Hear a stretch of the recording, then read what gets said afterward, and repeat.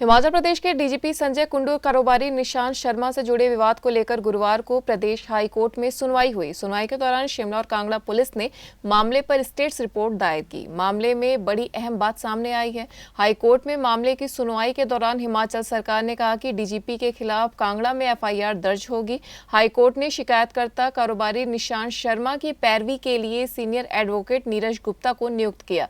हिमाचल सरकार के advocate general Anoop रत्न ने बताया कि अब 22 नवंबर को मामले की अगली सुनवाई होगी। साथ ही कहा कि डीजीपी के खिलाफ केस दर्ज किया जाएगा।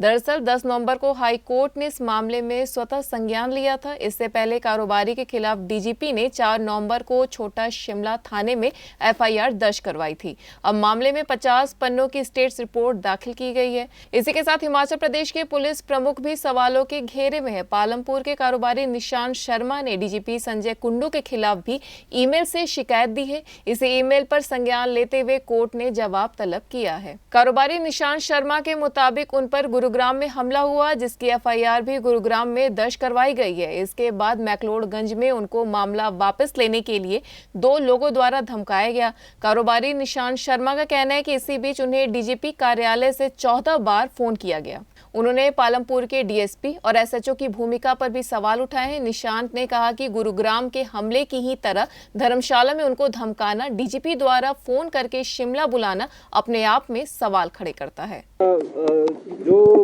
हाईकोर्ट ने स्वतः संज्ञान लिया है डीजीपी वाले मैटर पे, उस मामले में आज क्या क्या हुआ सर कोर्ट रूम में?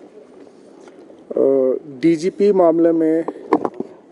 मामला तो नहीं कहूँगा, निशांत शर्मा के मामले में हाई कोर्ट ने एक स्वतः संज्ञान लिया था court on its own motion petition पर, जिसमें हाई कोर्ट ने हमसे स्टेटस रिपोर्ट मांगी थी। आज 2 शिमला एसपी और कांगड़ा एसपी ने उसमें स्टेटस रिपोर्ट फाइल की। उस पर जो भी इन्वेस्टिगेशन किया गया और निशांत शर्मा की जो कंप्लेंट थी, उसको स्टेटस रिपोर्ट को माननीय न्यायालय के समक्ष रखा गया तथा माननीय उच्च न्यायालय ने सबसे पहले प्रश्न किया कि क्या आपने इस मामले में एफआईआर दर्ज की है।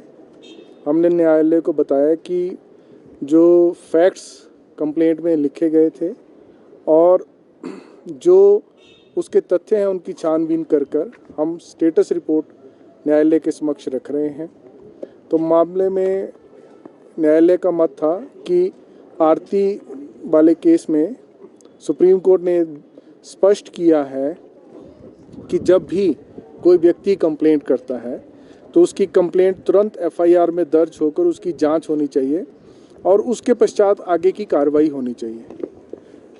इसी मामले में हमने स्टेटस रिपोर्ट के डिफरेंट पैराग्राफ्स न्यायालय को पढ़कर सुनाए तथा अंततः न्यायालय और हमारा ये मानना था कि इस मामले में एफआईआर दर्ज करके आगे की कार्रवाई होनी चाहिए।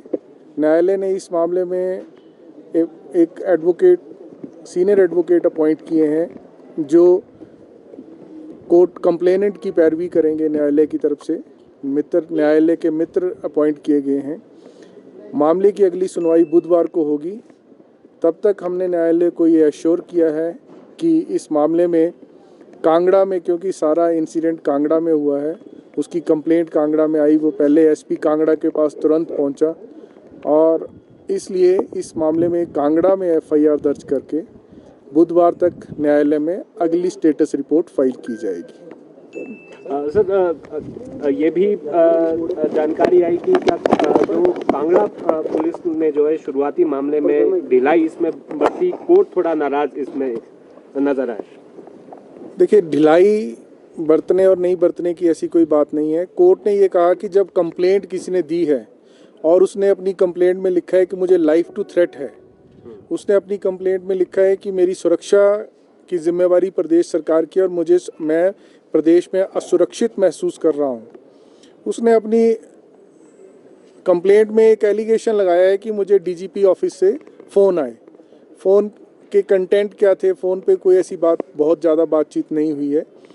तो जब उसने क्रिमिनल इंटिमिडेशन की बात की है, रॉन्गफुल रिस्ट्रेंट की बात की है कि मुझे बाक्सूनाग में रोका गया कुछ गुंडा तत्वों द्वारा, और उसने गुड़गांव का भी एक मामले का जिक्र किया गया है, तो जब ये तथ्य न्यायालय ने के सामने आए और चर्चा में बहस के दौरान आए, तो एक मत था कि इस मामले में तुरंत एफआईआर दर्ज करके एक सिटीज़न की प्रोटेक्शन होनी चाहिए।